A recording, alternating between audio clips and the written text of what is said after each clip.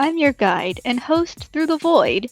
That's the opening to the show now. Welcome to Super Breakfast Friends Club. There is only darkness. There is nothing anymore. Your friends and family are the void. I'm Mike. I am the void. And welcome to the void.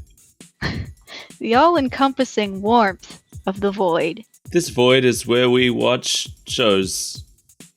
Feel it. Become it. Submit to it. Play the opening.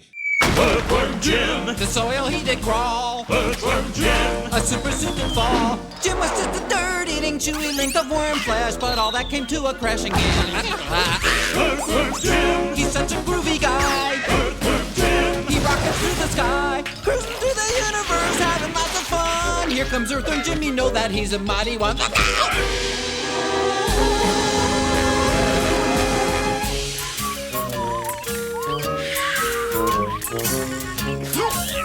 Despite his great big muscles and his really big ray gun, Jim is still an earthworm, but then he's the only one with a super suit to make him really super strong. Jim can be a winner if we only sing along. Earthworm Jim, We think he's mighty fine, Earthworm Jim, a hero for all time. Earthworm Jim. Hooray for Jim! Groovy! So I don't actually know a lot about why is Earthworm Jim? What is Earthworm Jim? But most importantly, why is Earthworm Jim? Yeah, it turns out that I didn't either. And I was a huge fan of Earthworm Jim back in the day. Yeah, you never shut up about that guy. That's not true. I feel like I very rarely talk about Earthworm Jim. That's also true, but for some reason, I remember it being a large part of why we're friends. The only part, one might say. Well, that's troubling to me because I don't know why that would be the case. No, I don't know. I just remember us having some conversations about Yeah. Earthworm Jim. I know why. It's because Earthworm Jim is one of these things where I will every now and then, maybe every 4 years, I have a sudden Earthworm Jim hyperfocus period. And there'll just be a month where all I talk about is Earthworm Jim. And then I'll return. And then the demon leaves your body. And then I go back to Sonic the Hedgehog. 90% Sonic the Hedgehog, 5% Earthworm Jim, 5% Monster Ranching games. There are a few things that I have these periods with. Earthworm Jim's actually a fairly rare one, but it does happen. I also get it with Ninja Turtles every now and then. Digimon is another big one. Earthworm Jim is probably reboot level as to how often I'll suddenly obsess over it for a short period. The thing about Earthworm Jim is that there isn't that much of it, and it's a franchise that there are new Earthworm Jim things coming out, but it's a franchise that I no longer engage with, so... On account of the troubles. Yeah. So whenever I want to think about Earthworm Jim, I want to think about the first two games and the TV show, and I want to avoid thinking too much about the creator. But we'll get into that. I had some answers for you about why Earthworm Jim is. Do it. Tell it to my ears. Earthworm Jim was released for the Sega Genesis in 1994. It was designed by Shiny Entertainment, who are also known for making MDK, which I've never heard of, Wild 9, which I've never heard of, and they also made the two Matrix games, which I have heard of, Enter the Matrix and Path of Neo. I don't think I know about those. Were they well received? I believe at least one of them was. I've never played either of them, but I think people actually... I've heard a lot about Enter the Matrix, and it's either because it was really good or really bad. Yeah, things tend to fall into one of those camps. So I am not sure which one it was. It's up to you, dear viewer, to find out. It was published, and here's the part that was news to me. It was published by Playmates Interactive Entertainment, What? a newly created video games division of Playmates, the toy company. That's interesting. Playmates had a lot of success with their Teenage Mutant Ninja Turtles toy range in the 80s and early 90s, and they wanted to create a toy range of their own. So they went with Earthworm Jim? Well, yeah, they were inspired by the early success of Sonic the Hedgehog, which was recent at the time. So they wanted to launch their toy brand as a video game. They approached Dave Perry, who at the time I think he was working at Virgin Games at the time, where he worked on Mick and Mac Global Gladiators, which I liked very much when I was a child. He worked on Cool Spot, I love that game. and he worked on the Aladdin Mega Drive game, which I everybody love loved. that game. Yeah, well, Dave Perry is I think he possibly directed all three, at least the last two, I'm pretty sure. Way to go, Dave. So they approached him about developing it, but he negotiated that instead of him developing this game for them and them keeping all the rights to the characters and everything, instead they would fund him opening his own new studio, Shiny Entertainment, and in exchange they would have the publishing rights for the first 3 games that the studio made, That is a smart man. which ended up being Earthworm Jim 1 and 2 and MDK, which again, I don't IDK what that is. Mysterious Dinosaur Kingdom. Oh, I was thinking Mechanical Donkey Kong. Either of which are acceptable. So the Shiny team, he took his entire team from Virgin Games and formed Shiny with them. At the time, they were midway through working on a Jungle Book Genesis game. And they just up and left midway through development. All right. The game was finished, but it was finished by a different company called Eurocom. I just think that's funny. Me too. It's like, all right, we're done with this dumb Jungle Book, whatever. I've never even heard of it. Let's go start our own company. Yeah, I didn't even know there was a Jungle Book Mega Drive game.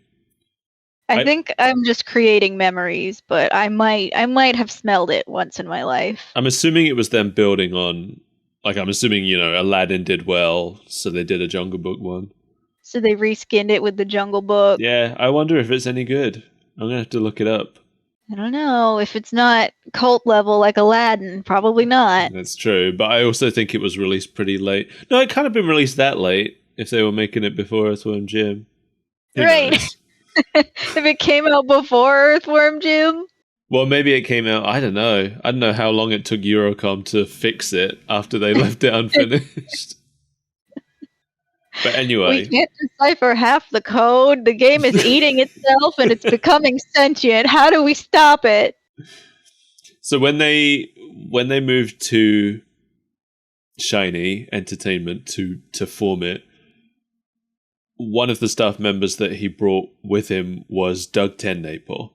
Doug sold Dave Perry the rights to a worm character he had drawn, and that became Earthworm Jim. I like to think that the super suit wasn't involved and it was literally just a drawing of a worm. I mean, I don't know any different. Doug Tennaple is a controversial figure. He's made many graphic novels. He created the show Cat Scratch, which I've never seen, but I know I exists. saw it a couple times. Oh, okay. Yeah, well, that's his work. He did a lot of work on VeggieTales. I think he was the showrunner for years on that. He wrote the Sons of Mars episode of Adventure Time. He did the stop-motion animation for a SpongeBob special called Legends of Bikini Bottom. He created the Neverhood, which is another game. I haven't played that one, but I know there's a lot of people with fond memories of it. he's a very, very talented artist. He's very good at what he does. He is extremely anti-LGBTQ, which unfortunately is morally incompatible with me, so I don't engage with his work anymore. Yeah. He's a Christian fundamentalist. Oh no, a So- fundy. Yeah. And I should have known back then, because the signs were there, but I just didn't pick up on them. Because I had the Earthworm Jim Special Edition, which was like the CD version of Earthworm Jim. And I think if you beat the game on easy mode, instead of the actual ending, you get this extremely long sequence where Doug TenNapel reads worm facts as a punishment. I love it. It was great. But as he's reading through these worm facts, he gets to a section on evolution and he stops and like angrily shouts about the fact that evolution is included on here. The segmented worms consist of about 9,000 species of free-living and parasitic forms that show certain evolutionary advancements over other... Oh, sure, evolutionary. Now we're all just pro-evolution. And I, as a child, thought the joke was how crazy is it that there's an adult man who doesn't believe in evolution. I didn't know much about America yet at this point. And then, now I realize that it wasn't a joke. Yeah. No, your satire was too smart for that grown man. Yeah, so nah. Not ideal. So we're practicing death of the author today. TenNapel doesn't get any like residuals from Earthworm. He doesn't have any ownership of the Earthworm Jim character anymore, because he sold it to Dave Perry immediately, and then Dave Perry sold it to Interplay, where I think it's languished in IP death since the late 90s. Languished in limbo. Yeah. So Earthworm Jim is thoroughly disconnected from its creator. Interplay have been allowing him to make comics lately. He's got the rights to make some new Earthworm Jim comics. They've given him visitation rights. I guess so. And those comics are supposedly in service of a new game that's in development that was supposed to come out in 2020. It's supposed to be an exclusive for Intellivision's new console, which has had delay after delay. This whole thing sounds like a bad idea. Yeah, I don't think Intellivision's console is ever going to happen. I don't think that Earthworm Jim 4 is ever going to happen. No, I think this is the end. But there is a new Earthworm Jim TV show coming, and they have announced that Doug TenNapel is not in any way involved, and Earthworm Jim said trans rights. So I like to think that at the beginning of every episode, instead of Captain Falcon warning us about epilepsy, it's Earthworm Jim informing us that Doug TenNapel is not involved in the production. And that trans women are women. Trans liberation now. I watched the trailer for it. It looked quite good. I hope that it comes out. I haven't heard anything about it since the first trailer. Well, it's not tied up in the death rattle of a console that never was. So That's true. Anyway, the style of Earthworm Jim, the game, is very eclectic, I think is the word I'd use for it. I would say bananas. The team had spent years working on licensed games with very strict guidelines. They were working on Disney games, they were working on 7-Up games, they were working on McDonald's games. I always forget the Cool Spot is a 7-Up game. It's so good. Yeah. Well, Cool Spot was never used as the 7-Up mascot in the UK, so I didn't know for the longest time. And at the beginning of the game, when he's surfing on the 7-Up bottle, they actually removed the 7-Up logo from the European version of the game. That's incredible. They just removed all of the marketing from this market game. Yeah, it's wild. So over here in Europe, we didn't know any better. We just thought he was a video game character. He is. He is. First and foremost. That's what he is known for now. But yeah, I've never actually seen any of the actual 7-Up advertising that used Cool Spot. I learned from the internet years later that he was related to 7-Up in any way. Anyway, I didn't finish my thought. No, you didn't. So the team had spent years working on all these licensed games with all these strict rules about what they could and couldn't do. So having full creative freedom for the first time on this project, they just threw in every idea they had. Which is why Earthworm Jim is kind of a mess, but yeah, it's that's its identity. Its identity is that there's no cohesion in any of it, and that's kind of the beauty. Yeah. Did you hear that? I did hear that. Was somebody driving real hard? They were driving as hard as they could. They were driving for their life. I'm not going particularly fast, but I am going hard. They also did a lot to like satire video game tropes of the time. Princess What's Her Name being an example of that, because they felt like princesses in video games were often basically Useless. nobodies, with no real personality. So they just named the Princess What's Her Name, because half the time it doesn't really matter what the name of the princess is, which is, I feel like that's a send up of Mario specifically. Yeah, like Because- how many other games are doing princesses at the time? Yeah, and this will have been not too long after the Super Mario Brothers movie, which combined Peach and Daisy into one character because it really didn't matter which one was which in the game. They're two distinct characters, and at the time they've been made more distinct. Did I say at the time? Yes, you did. And since then, they've been made more distinct from each other. But at the time, Daisy really was just Peach in a yellow dress. Yeah, they were doing a lot of that back then. Yeah. So this show got made. It sure did. I guess just a further push for the marketing of these toys. I am confused by every aspect of everything.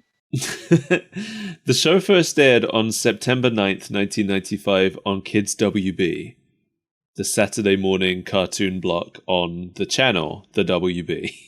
And this was a debut show for Kids WB, meaning like this was the week that Kids WB started.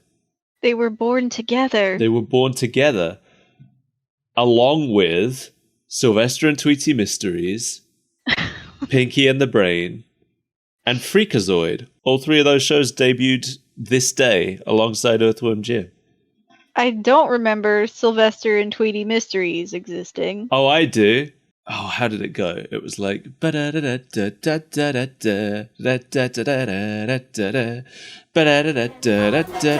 Sylvester and Tweety Mysteries. I couldn't tell you the lyrics. If there's a full moon, an old house with rotten stairs. Just walk around you. Chances are we'll be found. It wasn't good. Probably why you're the only person that remembers it. Well, this is like, these shows are the prime me watching cartoons after school era, basically. Mm-hmm. I was coming home after school, because most of these shows weren't Saturday morning things for us over here. They were after school things. So I'm coming home, I'm watching Sylvester and Tweety, I'm watching Pinky and the Brain, I'm watching Freakazoid. Animaniacs also aired alongside these shows on that morning, but it wasn't a new show. Animaniacs was moving to this time slot from its old time slot on Fox Kids. Bringing all of its friends with it. Yeah, this was like my sweet spot. These are the cartoons I watched. Yeah, I didn't watch any of them. Early to mid 90s Warner Brothers content. Tasmania, Tiny Toons, Earthworm Jim. They didn't actually make this show, they just showed it. This show was made by Universal Animation Studios, actually, who are known for Woody Woodpecker. They made the Back to the Future animated series. There was an animated series? Yeah, it's not canon. I wouldn't think so. Well, most Back to the Future stuff is. That's the weird part. The Telltale game is canon. The comics are canon. Well, I guess that's it. I don't find it all that weird that some rando 90s cartoon isn't canon. No, I know. I was mostly making a joke. They also made Fievel's American Tales, which I saw maybe twice. It was an American Tale TV show set in the West, like the second movie was. Why did they make TV shows out of literally everything? Yeah, they also made the Land Before Time TV show. Why? As well as all the sequels. They didn't make the first movie, but they made all the sequels. I was just about to say, there are enough sequels that you can just air those to be a TV show. Yeah, you can just chop them up into 20-minute segments and air them. Kids won't notice. Probably not. If you're watching Land Before Time 15, you don't care about continuity anymore. I'm sorry. There's somebody out there that does, and they are editing that fan wiki so hard. You're right. I'm sorry. They also made a few Casper shows, like late 90s, early 2000s Casper stuff. Wild. Yeah, this show in particular has 2 seasons and only 23 episodes. I find that surprising. Which part? That there's only 2 seasons and 23 episodes. You'd think that they would milk a series for everything it's worth. Yeah. I mean, what's wild to me about it is that at the time, for an animated show, it was pretty standard for one season to have like 65 episodes. Yeah, also that. Because that's what Tiny Toons had, that's what Animaniacs had, I think, that's what DuckTales had. But I feel like, I will say, this show is very high budget.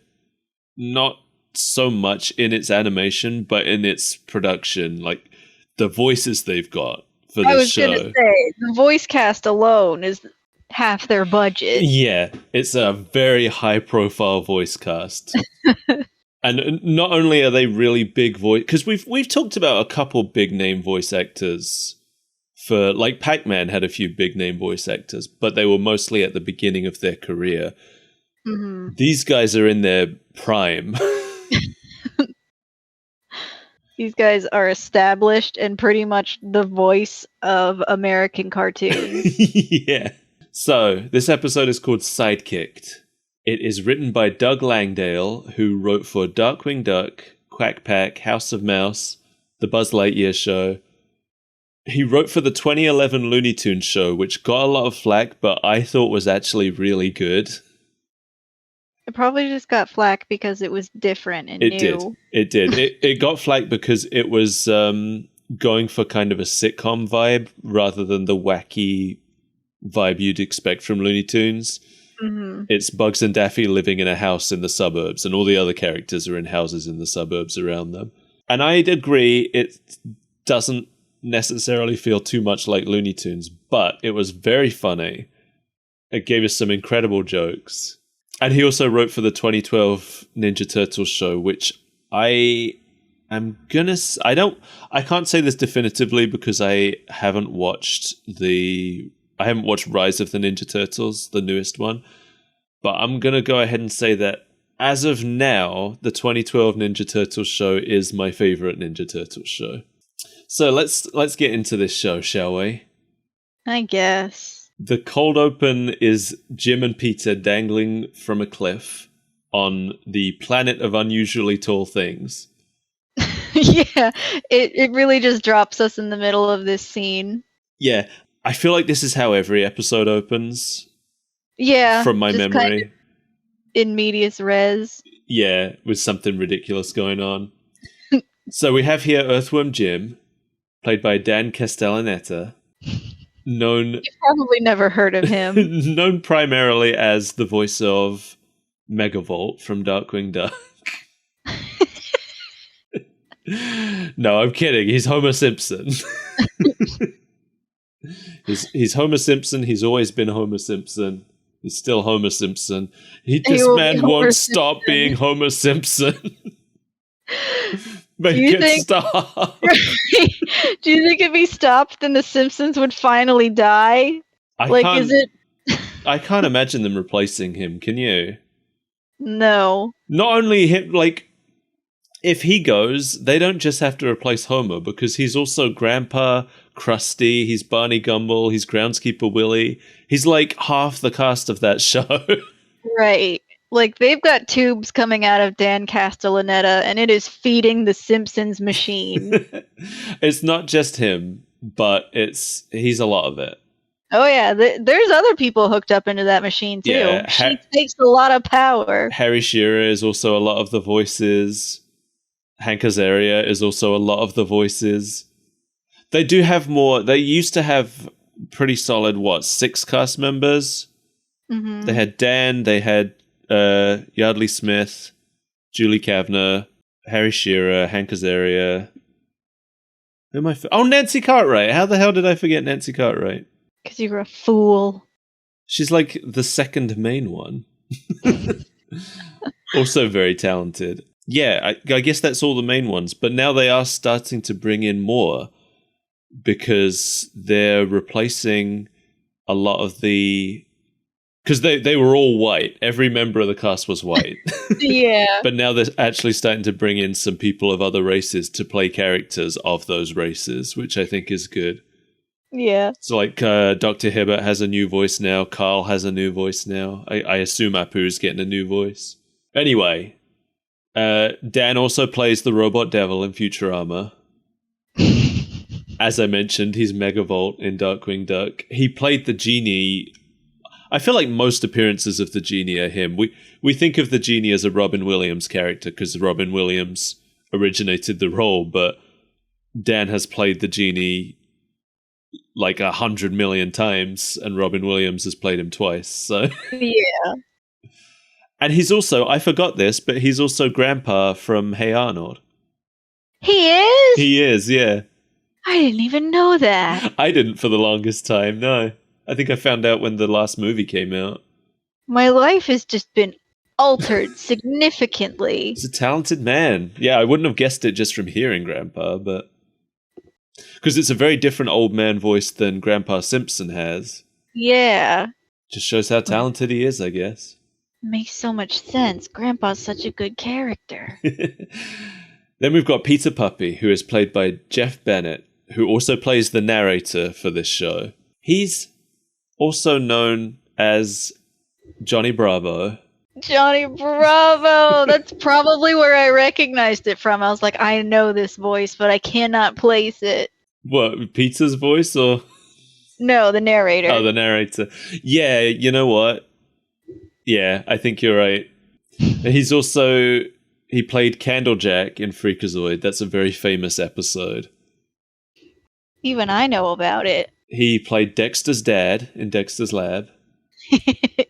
He is Dr. Hamstervale in the Lilo and Stitch TV show. He was the villain of the show, basically.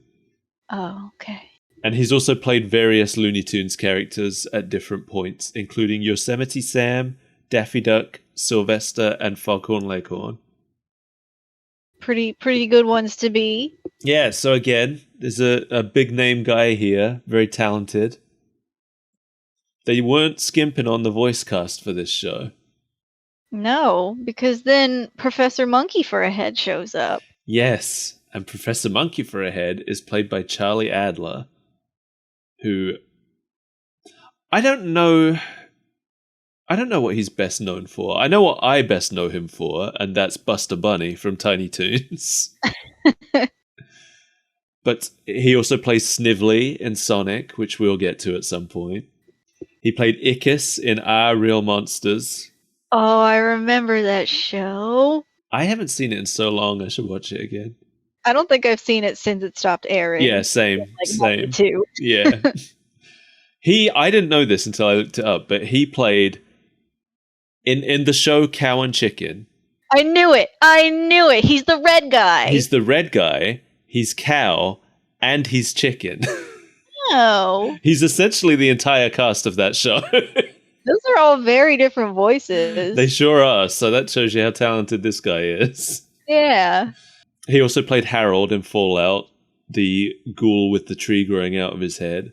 Oh yeah, the one that they did dirty in Fallout 3. Yeah, he didn't play him in Fallout 3. Good. But he played him in the first two. And he played Ed Bighead in Rocko's Modern Life. And I think the voice he's using for Professor Monkey for a Head is almost exactly the voice that he used for Ed Bighead. Earthworm Jim! Prepare to be flame broiled on the barbecue of my terrible vengeance! Yeah. Now that you've put that name in my head, I think that's what I noticed the most. It's a little bit off, but it's almost there. So yeah, they're all here. Peter Puppy has been redesigned for the show. He looks very different than he did in the game. I don't remember what he looked like in the game. I thought he looked kind of like that, but without clothes. Yes, that without clothes, and also his fur is like pure white with a slight pinkish tint, whereas in this he's beige. Oh, okay. Yeah. In the game, he's not Jim's sidekick. He just shows up in one stage. Where you have to bounce puppies on a giant marshmallow. No, that's the second game. You're right. In the first game, yeah, well, they're quite similar. But no, in the first game, Peter appears in one stage where he just like struts carefree through the stage. Oh yeah. And you have to stop him from getting hurt. You have to protect him as he's strutting along. And if you fail and he gets hurt, then he turns into a monster and attacks you. I forgot all about that one. It's a hard stage. I hate it. Yeah, it's like an escort mission. It is. Was it the first escort mission? Maybe. That can't be true. There had to have been something before that. I don't know. Google. What was the first escort mission? And then we have Professor Monkey for a head. This didn't occur to me until the internet said it, and I don't know if it's true, but I feel like it probably is. According to what I've read many times on the internet now, Professor Monkey for a Head was created by Tennaple to mock the idea of evolution. Oh my goodness. I didn't pick up on that as a kid. I just thought it was a silly, goofy thing. If we came from apes, why is there apes? Yeah. It doesn't effectively mock the idea of evolution because evolution is still real. And Professor Monkey for a Head is still fictional. But you know, the thing about if there are any creationists listening to this, I'm very sorry, but y'all are silly. But you're incorrect. The thing is, even if you do believe in a god who created everything, which I personally don't, I don't think that that's incompatible with evolution. No. Because, you know, I guess it's incompatible with the idea that everything he does is perfect on the first try.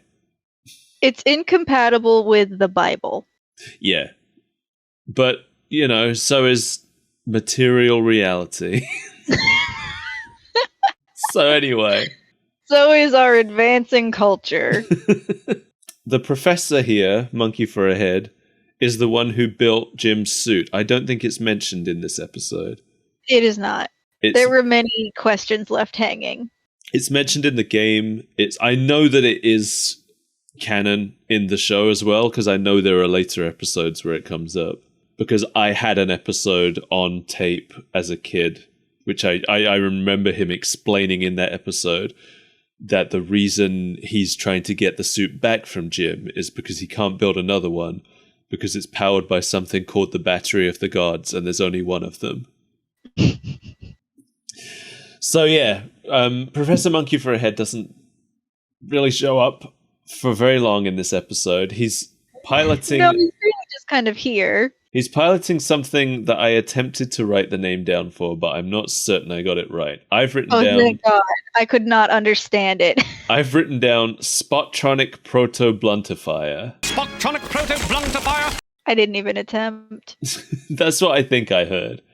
But it's a machine with many legs and tap shoes on each one that rubs its feet against the carpet to generate electricity. Don't forget that it also has hands, because it needs to have an extended finger to poke Jim with. That's right, with big cartoon gloves on. Yeah. So he runs up to the ledge in his machine, ready to poke him. But only Jim's hand is there, and the rest of Jim is gone now. Oh no, what happened? And then turns out Jim is now behind him, riding on his pocket rocket.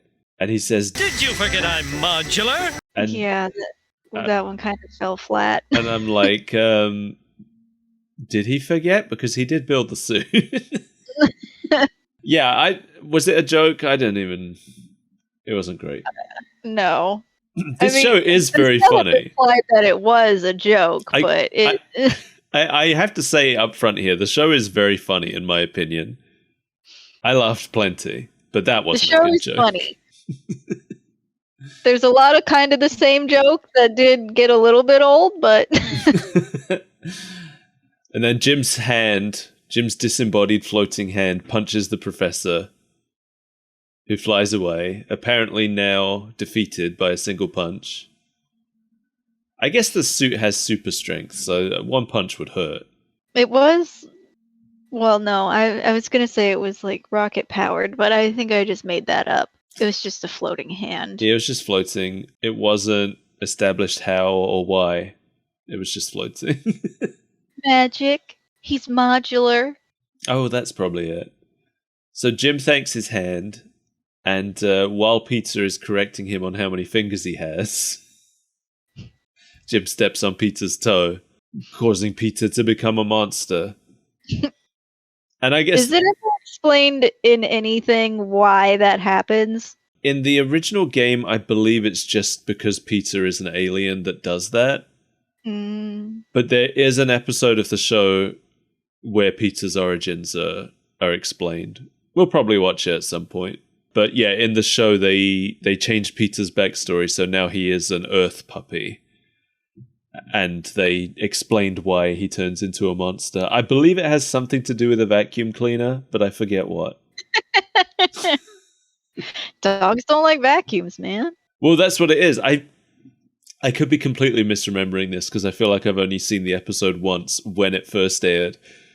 But I think the explanation was that Peter, as a regular puppy, and he just looks like a regular puppy at this point, a real-life dog, he...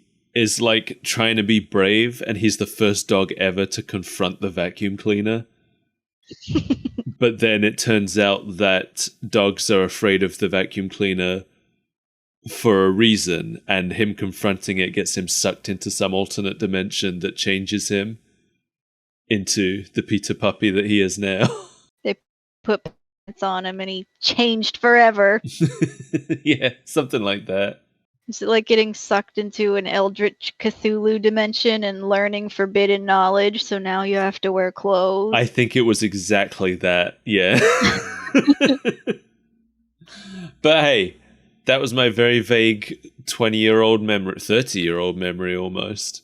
We should look at that episode and see how accurate that memory was. Let's do that right now. No. I'm not watching more Earthworm Jim today. I'm going. So Jim gets attacked by Peter, and Professor Monkey for a Head gets away because of it. And Jim asks the narrator to roll the title sequence while the fight continues. And then that happens. Yeah. What do you think of the opening theme? It is... I enjoyed it. Don't let my hesitation fool you. Because it's so goofy and weird and the story is just strange. I wouldn't say it is a musical masterpiece, but it's fun. Yes, that's almost exactly my. In fact, I would go so far as to say that the song is awful and terrible. One of the worst songs we've heard, but in a way that it's like somehow pleasant to listen to and catchy. Yeah.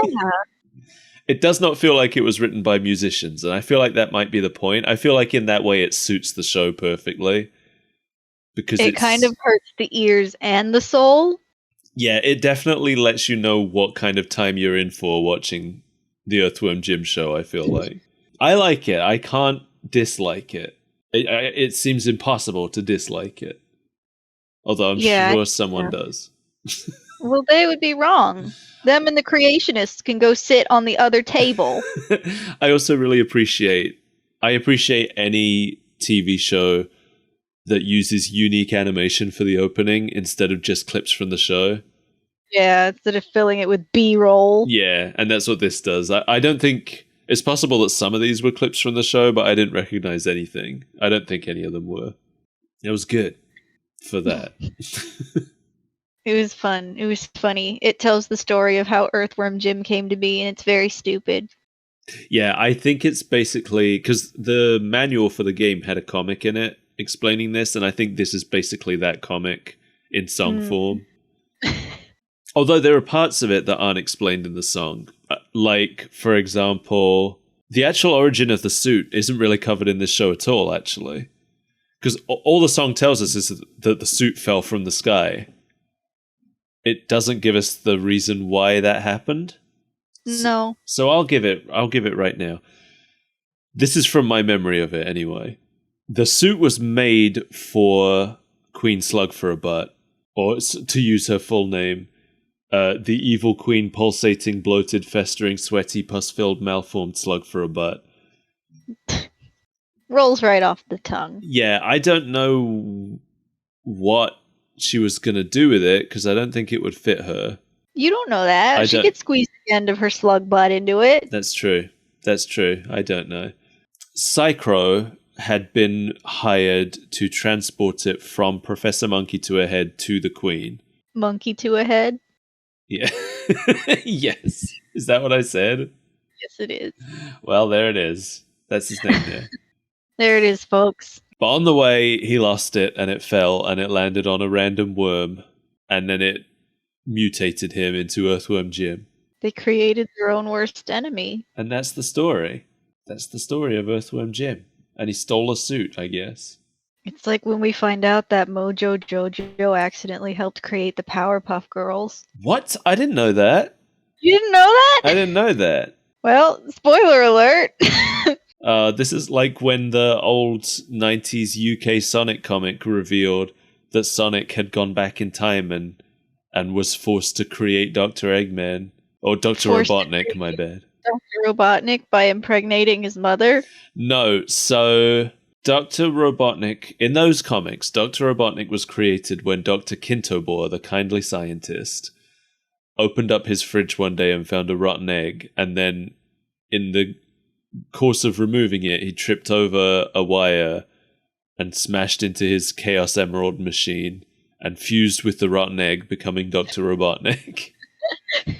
And becoming a rotten man. And years later, the comics did a time travel story where it's revealed that Sonic himself was forced to go back in time and place that rotten egg there, causing him to become Dr. Robotnik. I don't remember why, but there was some reason that stopping it from happening would have been worse. Or no, it not happening would have been worse somehow. So he was forced to make it happen. Anyway. Well, that wasn't quite the Powerpuff Girls episode, but... Oh, okay. I'm going to have to watch Powerpuff Girls more. Yes, you are, because it's... all of the pre-movie seasons are still, to this day, very good. I haven't seen the movie either. Is the movie good? I don't remember it being bad. I think I've only watched it once. Okay. But I think it was good. It's just like after the movie, I think they got new writers and it never felt the same. Sounds about right, yeah. Like, same thing happened to Rugrats, right? I have no idea. You're the Rugrats one. The Rugrats movie is fantastic, but it went downhill after that. So we come back from the opening, and Peter is begging for forgiveness for becoming a monster and ruining everything. I think it was super rare for the show to actually be in any way related to the cold opening. Yeah, I'm not surprised because I saw the cold open for the next episode since it was attached to the video for some reason. Oh yeah, oops. And it didn't really look like it was connected to anything. No, I think usually the cold openings are kind of like that mid-point story that we got. Mm-hmm. The cold openings and the ad bumper stories, I think, were usually completely unrelated to everything else. That sounds like something Jim would do. And this one's mostly unrelated because Professor Monkey for a Head doesn't come back for the rest of this episode, but they still... And they never go back to the planet of unusually tall things. No. So anyway, Jim says he needs a new sidekick. And that's what he does! Meanwhile, on the planet Insectica, where the evil queen pulsating, bloated, festering, sweaty, pus-filled, malformed slug for a butt lives. Psycho is there too. Yeah, Psychro's showed up because he's been summoned. Let's talk about their voices, shall we? Do it. Queen Slug for a Butt is played by Andrea Martin, who is a Canadian comedian. Try saying that 20 times. Canadian comedian? Yeah. I could do it. I believe you. She is best known for being an SCTV cast member. Do you remember all the talks we did about SCTV? Nope, not even a little. In our Maniac Mansion episode? Wait. Wait. Something dim on the horizon. A memory, perhaps. SCTV is like the Canadian equivalent to SNL. Most of the cast of Maniac Mansion were SCTV alumni. And Does that mean? Where I'm going with this is that Andrea Martin appears in Maniac Mansion. Who is she? I don't know. She's only in one episode, but now I feel like we need to watch that episode. She wasn't in the one we watched. Can find it. It's forbidden media. That's true. That's all lost media. I'll find it. I'll track it. I'll track down an old VHS recording of it. It just makes it all the more enticing. I know. Didn't you say that there were only like a select few episodes that were officially released on VHS? Yeah, like 3 episodes, I think. I think our chances of finding her are pretty slim. Well, I'll see. We'll see. You're gonna have to go onto the dark web into the real Maniac Mansion fan forums. I'll contact the Maniac Mansion fan forums. You might have to do something you'll regret doing in exchange. You might have to trade them all of your Garbage Pail Kids. No, I've learned that lesson from watching TV. That's a bad deal. It's not even going to matter because you're going to drop out of the race anyway. Yeah. In fact, I've already dropped out. So anyway, Andrea Martin also played Aunt Miriam in Rugrats, who I don't remember. Me neither. She played Apu's mom in The Simpsons, which feels problematic. And she's done many, many, many guest roles in animated shows, usually just one episode. So And then they kick her off. I assume it means that she's like beloved by a lot of people. They're like, we got to bring her in for an episode. And then they kick her off. And then Psychro is played by Jim Cummings. This nobody. Did you recognize his voice? Immediately. I did. I feel like this is him. Like, he doesn't do voices like this too often. I still knew it was him, but Yeah. But yes, Jim Cummings, probably best known as the official voice of Pooh and Tigger since the 80s. He took over the Mickey Mouse villain Pete, starting from Goof Troop, and has been Pete ever since. He was Darkwing Duck. He was Taz. He played Dr. Robotnik in one of the Sonic shows. He was Bonkers the Bobcat in Bonkers. The Bobcat. That show that Disney likes to pretend they didn't make. I feel like I liked that show for some reason, and I don't know why I would have seen it. I liked that show. It was basically Who Framed Roger Rabbit, the animated series. I feel like it would have been a Roger Rabbit show if Disney owned all the rights to Roger Rabbit. Because I remember always getting Bonkers confused with, oh my god, I've just forgotten his name. That really awful, annoying cat that recently had a video game. Bubsy. I got them confused all the time because Bonkers also had a game, right? Yes, he did. Yeah. The Bonkers game was good though. Yeah, the Bubsy game, the first Bubsy game was good. But only the first one. And only really good for the time it came out. The Bubsy show was not good. Oh, we'll get to that. I can't wait. The Queen tells Psychro that I have uncovered the location of my sister, Princess What's-Her-Name. Earthworm Jim is quite fond of her. You will capture my sister and ransom her for his super suit. Yeah, she says it's revenge for something that happened when they were young, but never says what. No, she never says what. I don't know what. I don't know if it's ever revealed what. I know that Princess What's-Her-Name is considered the black sheep of the family because she's so ugly. I knew something like that was going to happen. Yeah, she was born like hideously malformed. So the Slug for a Butt family kind of disowned her and never even bothered giving her a name. For anybody who hasn't seen Princess What's-Her-Name, by human standards, she is drawn to be very beautiful. Queen Slug for a Butt is not, but she's considered beautiful on their planet, I guess. I think she's beautiful. Me too. I like her pulsating, bloated, festering, sweaty, pus-filled slug butt. Her slug butt is a lot smaller in the show than it is in the game. Because in the game, the entire last stage is her butt. And you... Oh, is that what that is? Yeah, you work your way up it to the head, and then you fight. You fight I don't her think I torso. ever actually made it to her. Yeah, well, the whole stage, it's a huge stage, and it all takes place running along her butt until you reach her at the end. I think the stage is called Buttsville, if I remember rightly. Yes, it is. I don't think I got there very often. No, I've only ever beaten that game once. It's a hard game. It is.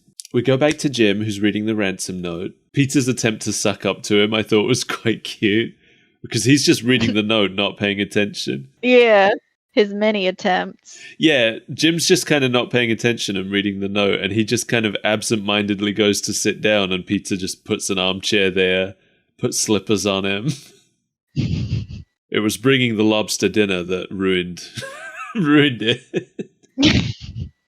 That's when he noticed. Yeah, that's when he noticed and told him to stop sucking up to him.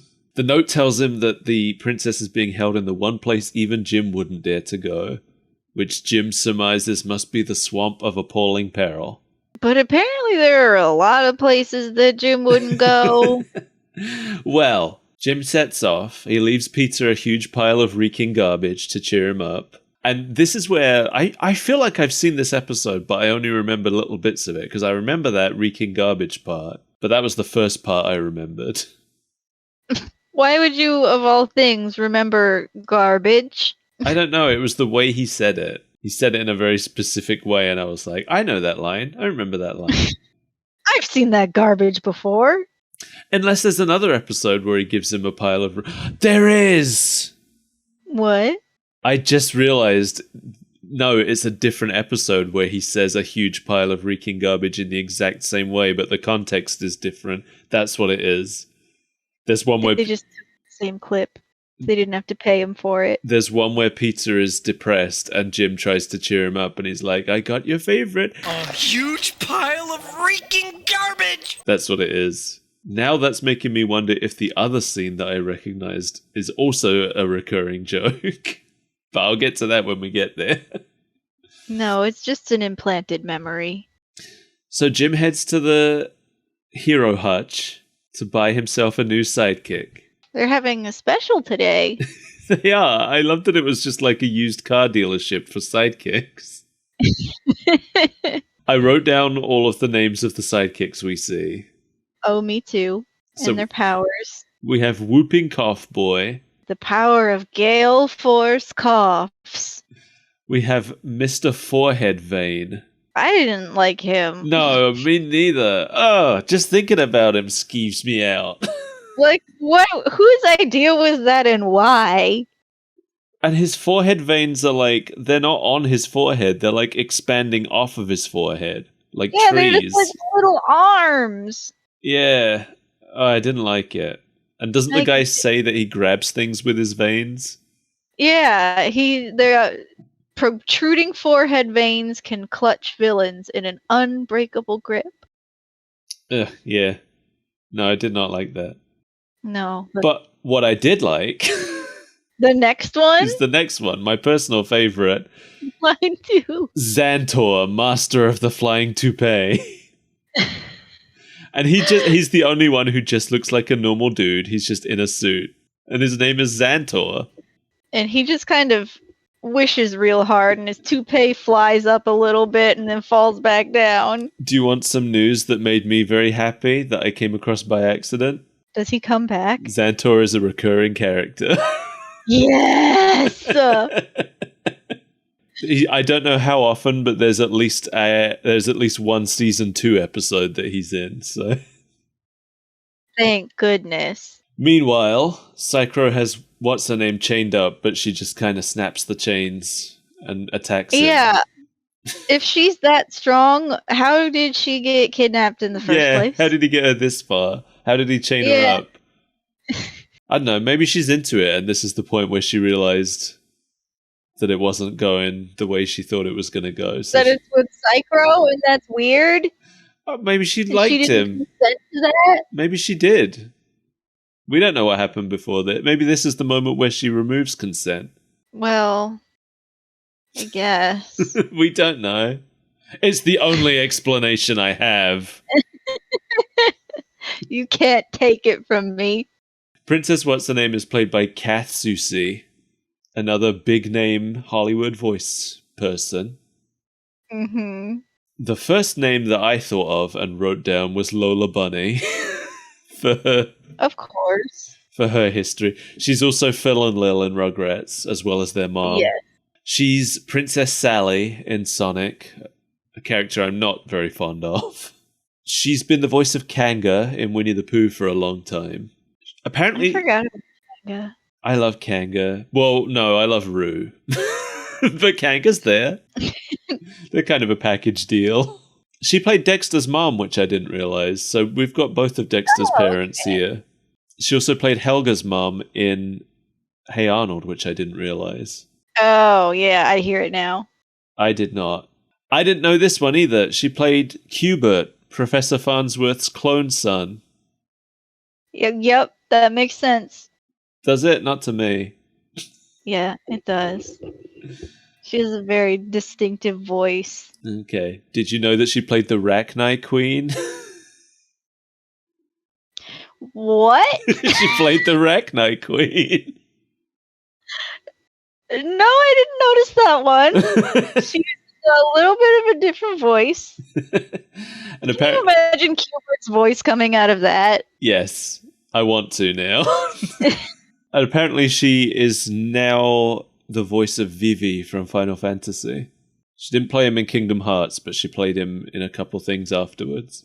Jim's very excited about his new sidekick, who he thinks is the Shadow. But it's just a shadow. It's just a shadow. And then he asks him to see his powers, and it turns out that he just makes shadow puppets.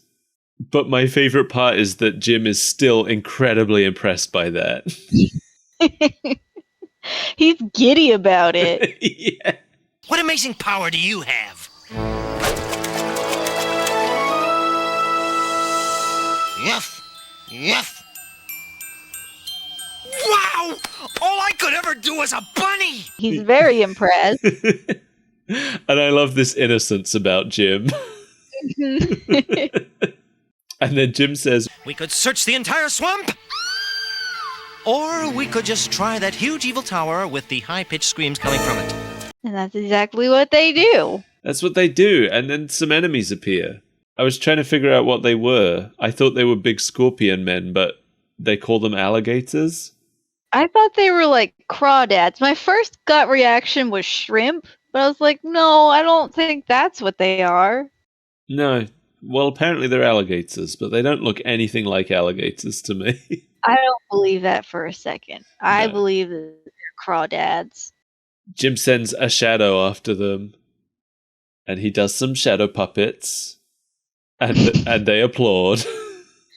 Yeah, they're very kind about it. They don't attack while it's going on, but Yeah. they wait until he's done. Yep, and then they swat him aside like a fly. Through several trees. And Jim says, Hope I can get my deposit back on him. The deposit he put on this human person he's renting. I did appreciate the fact that the fight wasn't really a fight at all. Because I get bored during fight sequences. Yeah, Jim just kind of stuffs most of the alligators into one of their mouths, and that's kind of the end. Yeah, and just walks away dusting his hands. Until he runs into the mother. Yeah, and this one looked more like an alligator because it was green at least. Yeah, she didn't have like all the extra arms. Yeah. And then the narrator does like a... He's like narrating for a cliffhanger ending, says, Will Jim be eaten alive by the ferocious mutant alligator? but then it's undercut because Jim gets eaten alive before the ad break. Yeah, And I thought that was a pretty good joke. that was fun. And then the ad break happens, and now we get an intermission. This was normal for this show. So we go away for the ad break, but then when we come back, we don't come back to the thing we're expecting to come back from. It subverts your expectation and gives you something else first. Because now we're in a quiet suburb. Where Evil the cat has found the most innocent being in the universe. It's just this little boy. It's just a little boy skipping through the neighborhood. He's picking up people's garbage. The art style of this part felt different than the rest of the show. I'm not sure if it was, but it had a very different feel to it. This felt more like Probably just because we saw more humans than we had before. Maybe. This part, the art style felt more like Care Bears to me.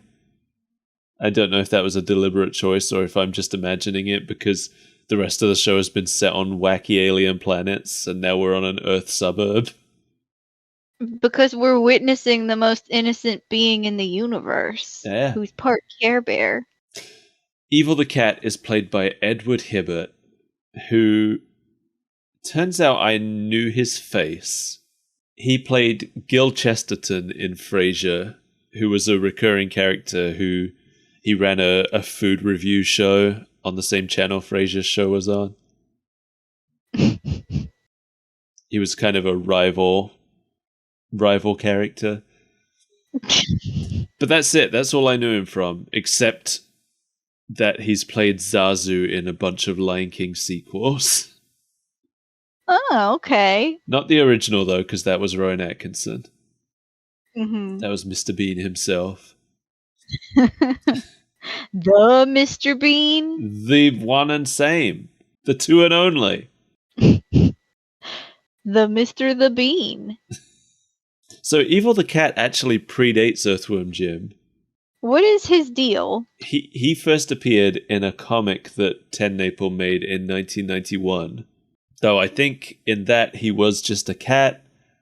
And in the Earthworm Jim series, his deal is that he's the master of hell. Yeah, I remember that level. Yeah. The planet Heck, as they call it in the Earthworm Jim series. But it's hell. It's clearly hell. Kind of funny, really, that a Christian fundamentalist included hell in his series. Why would that be funny? Yeah. They're the only ones that believe in hell. I know, but it's like, I don't know, it feels like such a mockery of the concept of hell, you know? The planet Heck. It doesn't feel like hell as created by someone who fears hell. It feels like funny, goofy hell, led by a funny, goofy cat man. Because evil is basically the Earthworm Jim universe's Satan. Well, I mean, think about the show. He spends the whole time getting beaten up trying to kill a child. That's true. That's true. So you think Evil the cat is him thumbing his nose at Satan? Probably. Yeah, you could be right. Evil spends the whole segment trying to kill this child. I don't know about you, but it really felt like a Tom and Jerry cartoon in places. No, you know what I thought of the entire time it was happening? Itchy and Scratchy? No. What? That Mickey Mouse cartoon you had me watch, where What's-Her-Face was trying to kill him with a poison apple. Yes. Okay. Mel is talking about the Paul Rudish Mickey Mouse short where the evil queen from Snow White gives up trying to kill Snow White and starts trying to kill Mickey instead. And you're right. It does feel a lot like that. It's not as funny as that. No. It does, because for me personally, a lot of what was happening in this one didn't land. I didn't really find this part funny. Yeah, yeah. Because there was no irony to it. Mm-hmm. Right? There was no... The physical comedy, it was just physical comedy, but it wasn't physical comedy. It wasn't subverted in any way, really. It was all just like he tries to run across the street to get to the kid, and he gets hit by a car and knocked into a butcher shop and turned into sausages. And I was like, what's the commentary here? Right. Or like he tries to spit an acid furball at him, but the little boy is throwing away someone's garbage and the trash can lid deflects it back at him because it takes him like a full 5 minutes to hawk it up. Yeah. The one part I did think was funny, though, was the last one. He runs up to the house with a ray gun, but when he actually gets there, he's out of shots because he's been firing wildly into the air for no reason. And then the kid brings him inside and shows him to his mom, who then says, What a darling kitty! But he must have his shots! Then she puts him in a box and drives to the vet. And this part made me laugh because this part did subvert it, because I'm expecting that the bad thing that happens here is that he gets his shots. But then when she reaches the vet and opens the box, he's not in there. And then she says, Oopsie doodle, must have left the wrong box at the factory. And then we see Evil in the box trying to light his lighter to see where he is. And the camera pulls out and we see that he's been left in a fireworks factory, which then explodes when he lights the light. That part was good. That part was funny. I love a joke where it sets me up to expect one thing and then it does something else. Mm-hmm.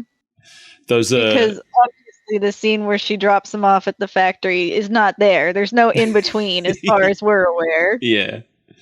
You know this, Mel, but I like to refer to these kinds of jokes as Simpsons jokes because Simpsons does it all the time. Mm-hmm. But yeah, I love to be set up to expect something and then something else to happen.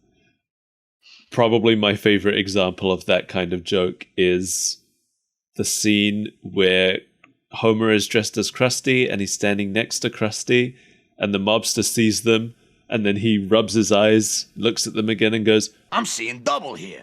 4 Krusties. That's a good joke. But we're not watching The Simpsons. We're watching Earthworm Jim. No, we haven't started our Simpsons podcast yet. Where all we do is retell our favorite Simpsons jokes from the first, 9 seasons. The only seasons that we've seen, yeah. Actually, That's a lie. You watched well beyond that. yeah, I did. It's the only way I had to know. And also, people keep tricking me into watching new Simpsons. People keep saying, this one was really good. It felt like old Simpsons. And I'm like, oh, I would love it if it felt like old Simpsons. I'm going to watch it. And then I watch it and I'm like, this doesn't feel like old Simpsons. You just stop getting bamboozled. I do. It's my own fault. We need to unplug the machine and let Dan Castellaneta die peacefully. Anyway, back to Earthworm Jim. So this is the other scene that I felt like I recognized, but now I'm wondering if this is also called back to in a later episode. But Peter Puppy is depressed and he's getting therapy from Snot. Snot, I wasn't sure if Snot would be in the first season, actually. Because Snot is an Earthworm Jim 2 character. Well, he's there, and he has we don't know who he is or why he is. No, they don't tell us. It's not explained. Earthworm Jim 2 was released a few months after this episode aired as well, so even the kids watching who are huge Earthworm Jim fans don't know who this is. But Snot is a character who...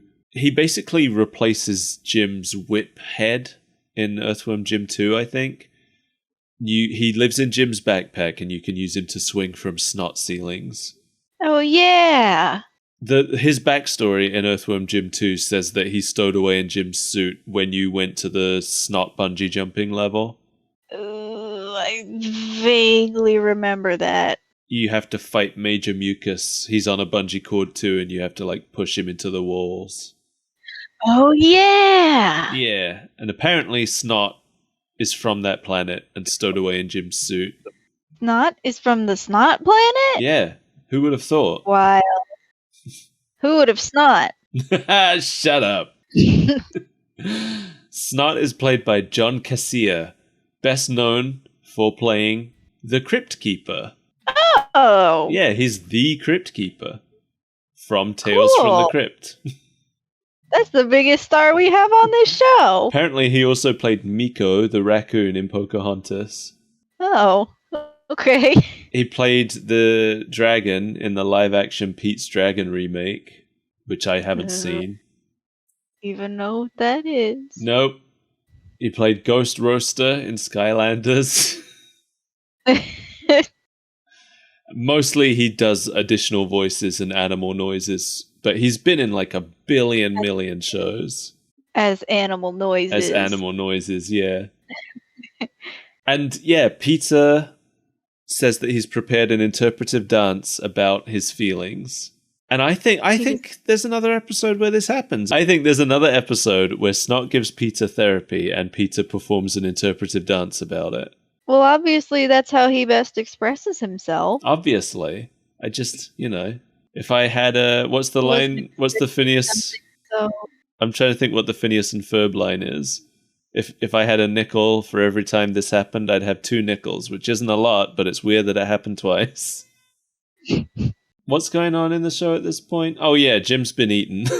yeah. But it doesn't really come to anything because he just kind of punches his way out. He grabs a tree and beats her with it until she coughs him up.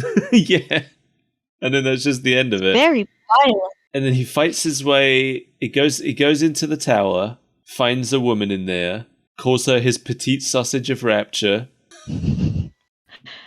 And it's obviously a setup for a different woman. Yes, it's a crocodile lady that he has rescued by mistake. So he goes home to think. And rendering, really, the entire episode up to this point completely pointless. I mean, Princess What's-Her-Name doesn't even need to be rescued. That's true. I just we're halfway through and nothing has meant anything so far, which is pretty much the MO of Earthworm Jim in general. We still have the running thread of him looking for new sidekicks, though. That's true. That's the most meaningful part of this episode. So he checks the Idiot's Guide to Hideously Dangerous Places. And he goes to the Mountain of Nameless Dread. Yes. With a sidekick whose name we don't know yet. Yeah. I don't know why he pushes him off the cliff. Yeah, that was a weird setup. He pushes him off the cliff, and then as he bounces down, he's like, I told you to watch your step or something. But it's like, dude, you pushed him off the cliff. And and then we learn that was Whoopee Cushion Man. Yes, and he bounces all the way down all these cliffs, making a funny fart noise each time he makes impact. I didn't even... that didn't register to me because I was like, it's a cartoon. Of course he makes goofy noises when he hits things as he falls off the cliff. And next, he goes to the planet of enormous hammers with his next new sidekick, Captain Cabbage. Who just gets immediately crushed. Yes, and he becomes Coleslaw. We're told that. Yeah. We don't even get a good look at him. It's too gruesome. Why would you want to see a man like that? No, we don't get a good look at him before he gets smushed. Oh, yeah, that too. Because I went back to look closely because I was like, is he made of cabbage? Because I didn't get that impression from what we see. No. He just looks like a man. It's just a commentary on the fleeting nature of existence. I guess so. And coleslaw. Jim rescues many princesses, and none of them are the correct one. Yeah, some of them are the same one over and over again. Are they? I didn't it was that. One of the towers was just full of an identical looking princess. That's probably a commentary, isn't it? Probably, but I can't quite decipher its meaning. Meanwhile, Peter decides which one tastes more like butter. That part was really weird. Yeah, that's a very dated joke about the original ads for I Can't Believe It's Not Butter. That's what I thought. But I was like, this is a weird joke to make. Yeah. I don't think they advertise I Can't Believe It's Not Butter anymore. I know they still make it, because I've never bought it, but I see it in the store all the time. And you still can't believe it? I still can't believe it. But I think about it all the time because the local store here had a truncated label for it on the shelf, which said, can't belly, not butt. And I loved it. I think I took a picture of it. And sent it to me? Probably. Psycho's having a hard time keeping the princess trapped. Because she's as strong as 100 men. She just keeps breaking out of everything. She's got insect strength. Which sounds ridiculous, but then you remember ants can carry a fragillion times their own weight. Yeah. Spiders as well, I think. We're not talking about spiders right now. Sorry, I forgot. I'm in a fight with every spider. Well, you shouldn't have sent that angry letter to Spider's Digest. They needed to know how I felt. And now they all know. And now the spiders are trying to digest me. So she grabs Psycho and she stuffs him inside his own helmet, using him as a basketball. And free throws him. But she messes up because she throws him into his X-Crow skeleton. It's just a big science machine with arms and legs. Yeah, it's not very interesting to look at. It looks like a weird vase with arms and legs. Yeah, but that's how she ended up making her foolish error. That's true. And then now that he's in his X-Crow skeleton, which you start to wonder why he wasn't in to begin with. Because he's not Dr. Eggman that lives solely inside of machines. No, but all he was doing was piling up furniture against the door, which you think would have been easier with the X-Crow skeleton. Maybe he just really wanted to get some weightlifting in that day. Maybe. Gas is expensive. I get it. Yeah. Gas is expensive. Get swole. Walk on your arms. Wings. Whatever. Well, now that he's in his exoskeleton, which I'm going to say as often as I can, he tosses her into an impenetrate chamber. They really liked naming things. They liked naming things a little bit too much. Yeah. I had to pause so that I could write down both of these names. Because they happen in such close succession. Mm-hmm. Meanwhile, Jim is just looking up more uninhabitable places that nobody would ever go to. And he lists the Pit of Unimaginable Fear, the Cavern of Flesh-Ripping Weasels, and Detroit. Always got to take a pot shot at Detroit because that's what it deserves. They're like everybody. New Jersey is the one I hear most often. New Jersey is the big joke state, but Detroit is like not as much the joke state as the threat. The threat of Detroit is ever present. Oh, I see. I don't know all of these intricate politics at play. I can't remember how he lands on it, but he suddenly settles on the boulevard of acute discomfort. Because it lists like what some of the shady patrons that go there are, and one of them is just Psychro's description. Oh, okay. The boulevard is popular with murderers, black marketeers, and yellow-suited crows.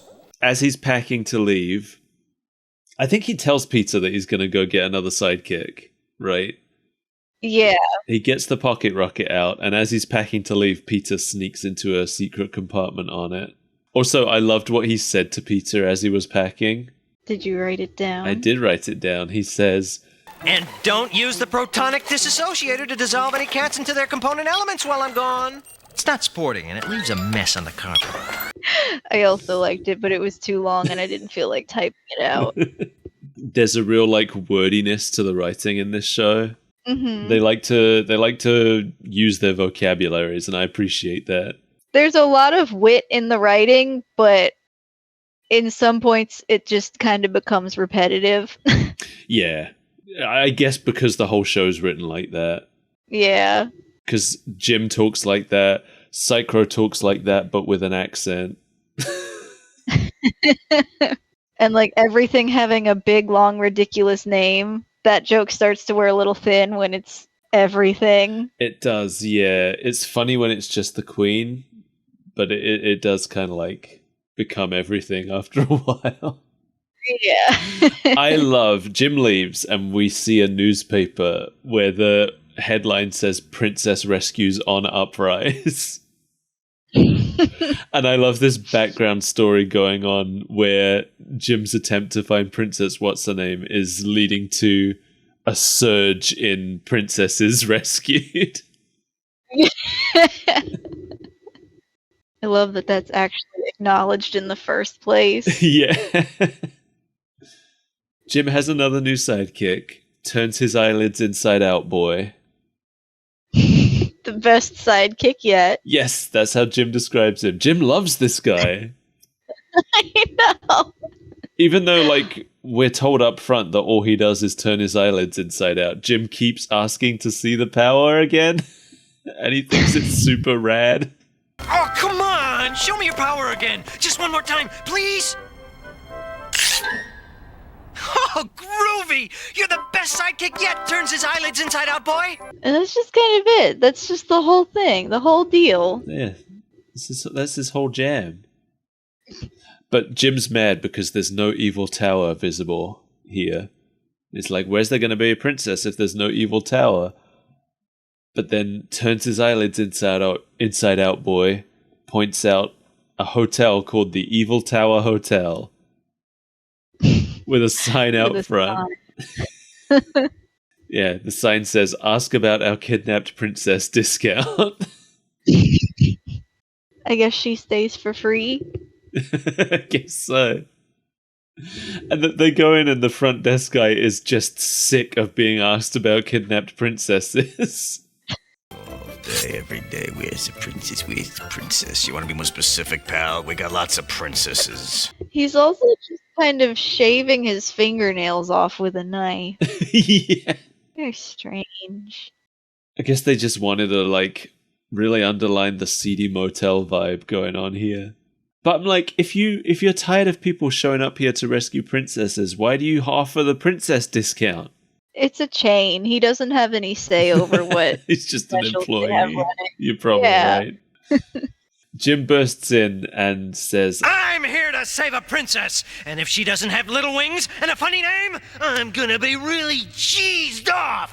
And then he gets squished. and then he gets squished. And then Psycho pretends that he's weakened by the inside out eyelids thing. No, not the eyelid trick. It's my one weakness.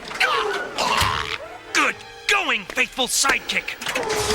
Well, you guys will believe anything. I like that part. And then he just turns his eyelids inside out, boy. Just smashes him. We don't even get to see the result of this smashing, but we are made clear that it is disgusting to look at. Ew.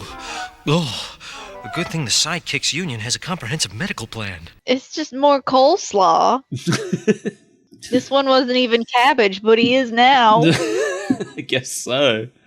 Yeah, we only get to see from the point of view of whatever he's been mashed into, looking up at Jim. I don't think they're putting that one back together, Jim.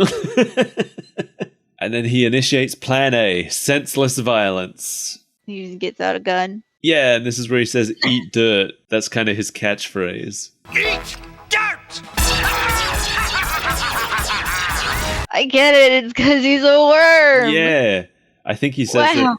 He says it at some point in every episode, I think, and it's always followed by manic laughter. And then when that doesn't work, he goes with Plan B, senseless terror. Does that count as senseless? Yeah, well, he's just running and screaming, right? I guess. He's Guess it's the other senseless. definition of senseless. Yeah. I recognize the animation here because it's used in the credits of every episode. And it's also probably Nerd. the best animation in the whole show is when he's running from the machine and it's pounding the ground behind him. And then he runs into a wall and slides down it. I can't remember what it was Psycho said. Oh, I remember what it was Psycho said. Okay. Didn't your mother ever tell you to watch where you're running? And then Jim says, Mama didn't have no mouth. Oh, yeah. And then he slides down the wall. yeah. But then Peter shows up and he does like a Hulk thing. I'm warning you, stay away from that worm or I may get angry. Ah, a puppy! I must abandon my evil plan, lest he destroy my very self. You understand it was sarcasm, right? I mean, I wasn't being too subtle. Won't let you hurt Jim. This can't be good. Yeah. It is kind of wild that Jim was trying to replace the hulking rage monster, but Well, I think the problem with Peter Puppy is that when he turns into the monster, he's indiscriminate. I get that. But Still useful, yeah. turn your eyelids inside out, boy. Yeah, you have a point. I can't even remember what he did with Psycho. Oh, did he just chain him to the wall? Oh, he threw him in the jail, didn't he? Threw him in the room. Yeah. Jim throws Psycho. He's locked Yeah, Jim throws Psycho in the room that Princess What's-Her-Name was in, and then he tickles Peter to turn him back. Peter has his leg at this point. He's chewing on it. And he opens the prison that Princess What's-Her-Name was trapped in and finds that she is no longer there. She's already rescued herself. Yeah, there's just a Princess What's-Her-Name shaped hole in the back of the cell. Which you knew was going to happen because she's broken out of everything else. Yeah. And she's just standing behind him and asks if they want to go out for pizza. Yeah? He suggests that he rescued her, and she argues with the idea. Rightfully so, because he did not rescue her. No. And then a cow lands on her. Yes, he promises that nothing will ever harm her, and then a cow lands on her. That's a reference to how the first game ends, because the first game ends with you finding Princess What's-Her-Name and just as Jim reaches her, a cow lands. The cow that you launch in the first stage lands on her. Oh. One of the first That's a long things. joke. Yeah, one of the first things that you do in the entire game is launch a cow into the air. And you have no idea why you did it. You're not told why you need to do that. The game just says launch the cow, so you do it. And then at the end of the game, that cow lands on the princess. So I think this is how every episode of the show ends, with a cow landing. On Princess What's Her Name exclusively? No, not necessarily. Just on someone. Okay. I don't know if it ever lands on Jim. I think it's always someone other than Jim it lands on, but it always lands on someone. In one episode, it's a giant cow and it crushes the shopping mall that Jim was excited to visit. Oh, that's fun. So that's the end. The show is ended. Yeah, but I hadn't realized it yet. The credits didn't clue you in? Oh, they did it first, but then the show kept going. Yeah, I sent Mel a video that accidentally included the beginning of the next episode without my knowledge. Did you? Without your permission. Did you yes, watch I did it? watch it. I didn't. Well, do you want to talk about that? No. Okay. I didn't see it, so... I mean, it's a cold open that's most likely unrelated. It doesn't feel like this is the place for that. Yeah. Maybe if that episode introduces a new character, maybe we'll watch it. We got to come back to the show at some point because I want to see Bob the Fish. Oh yeah, him. Yeah, he wasn't in this episode. He's the only major character who's not in this episode. Wait, that's not true. Evil Jim also isn't in this episode. Evil Jim wasn't in the games. He was created for the show, but I like him. He's a good character. Gonna say, I don't know that I remember that one. No, he should be in the games. But I have a feeling Evil Jim was created primarily for the action figure line.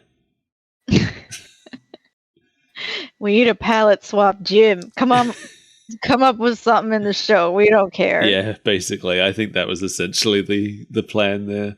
Blood Falcon. Playmates obviously loved the Ninja Turtles line because for the most part they just had to make one turtle and then release it with 4 different colored bandanas.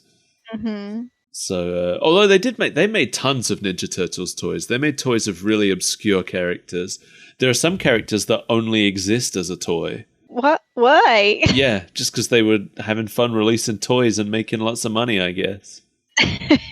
Anyway, do we want to talk about the legacy of this show? Well, it's either that or the fact that some of these Ace Duck figures are giving me some real Leather Daddy vibes. Oh no.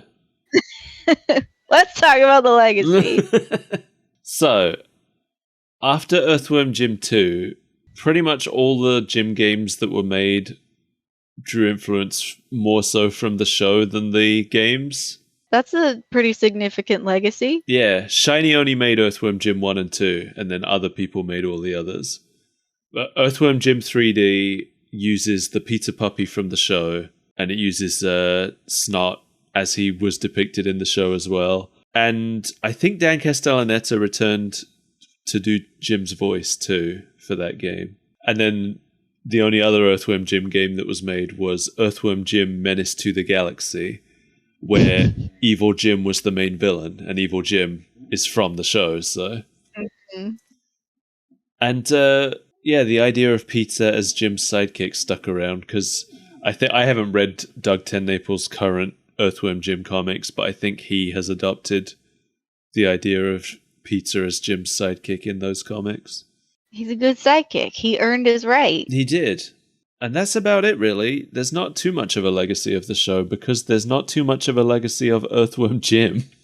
Yeah. After Earthworm Jim 3D, the series really kind of petered out and hasn't petered in again. I feel like now would be the time for that kind of irreverent comedy. Yeah. And I think that's why this new TV show that's apparently being made is probably a good idea. I hope it's good. Yeah, I guess me too. if it ever comes out, we will watch it. Because it has the Earthworm Jim seal of approval that Doug TenNapel didn't touch it. And also, it has the promise that it's a show based on a video game, and that's what we do. That's kind of our thing. Well, Mel, Yes, I don't know about you, but I enjoyed Earthworm Jim. I did enjoy it. It was a fun romp through space. It didn't have a plan, and it worked well with that. I feel like this episode's plan was just to put in as many characters as possible. Yeah. Some of them, like, now that I think about it, we really didn't even need Queen Slugforobutt to be in this episode. She has like 2 lines. I mean, same with Professor Monkey for a head. That's true, but he was just in the cold open, so those always have an unrelated villain from the main plot, I feel like. Those don't even count as canon. Yeah, I feel like usually if you see a villain in the cold open, you're probably not going to see him for the rest of the show. That tends to be the rule, I think. I just like to sneak them in there so that you don't forget they exist. But this episode, to me, felt like it was trying to familiarize us with as many of the characters as possible without telling us too much. Or anything at all. But it did feel a lot to me like this episode was deliberately focused on telling us what Peter Puppy does. Yeah, true. Because that's how the cold open. Yeah. And even though it doesn't feel like it's a big focus, it's like kind of the driving force of the whole plot. yeah. Thanks for joining us, all of you people. The Christian fundamentalist Earthworm Jim fans, I'm sorry for the things we said. I stand by them, but I'm sorry for you. We're sorry that you're offended by the things we said. Yeah, and you can't even get mad about that because that's the kind of thing you say every time you're mad about woke comedy, right? Right? It's all come full circle. We're on top now. You can't get mad at us by your own rules. We're playing 4D chess. Take that, Jesus. I'm keeping this in. Oh, I know that about you.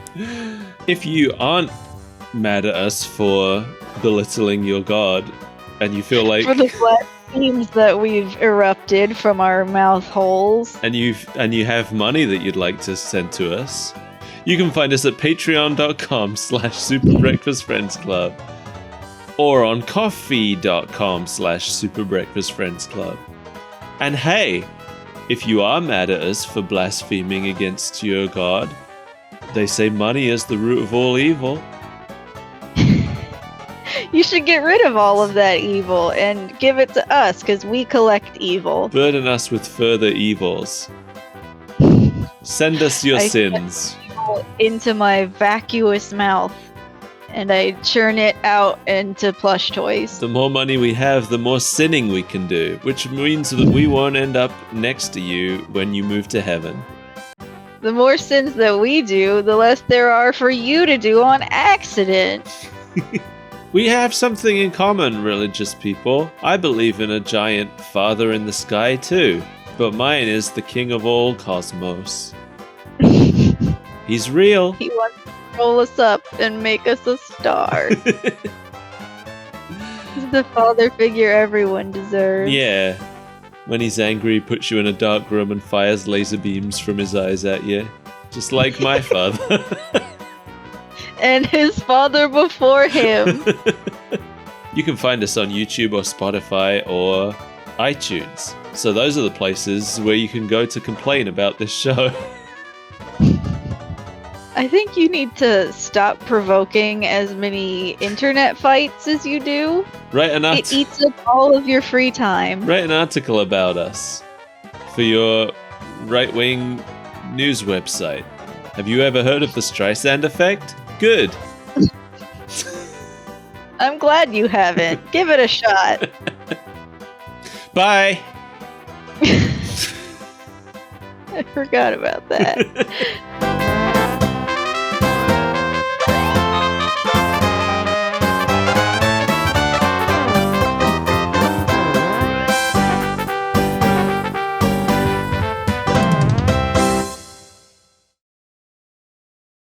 I'm not kidding, by the way. I'm going to make that the opening. I know you are. Okay, good.